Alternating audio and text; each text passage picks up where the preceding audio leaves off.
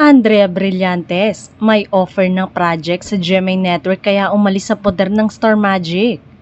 Usap-usapan ngayon ang biglaang pag-alis ni Andrea Brillantes sa talent management nito sa Star Magic. Ayon sa pagkakaalala kasi ng ilan, nirenew ni Andrea Brillantes ang kanyang eksklusibong kontrata noon sa ABS-CBN noong July 2023. At ang extension ng kontrata ay nagpapanatili sa kanya sa network hanggang 2026 pa dapat. Kaya naman, hindi maiiwasan ng ilang tagahanga na magulat dahil sa pagperma nito sa ibang management. Opisyal na iniwan ni Andrea ang ABS-CBN Star Magic at ngayon ay nasa pangangalaga na ng kilalang talent manager na si Shirley Kwan. Ayon sa aktres, ang kanyang paglipat ay bahagi ng bagong yugto sa kanyang karera na tinawag niyang isang bagong era. Dagdag pa niya, marami siyang pinagkakaabalahan ngayon kasabay ng kanyang bagong pamamahala.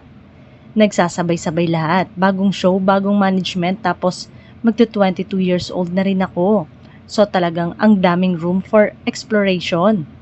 Marami ang nalungkot dahil isa si Andre sa mga aktres na talagang masasabing tatak Star Magic bilang mula noong bata pa ito ay alagang ABS-CBN Star Magic na.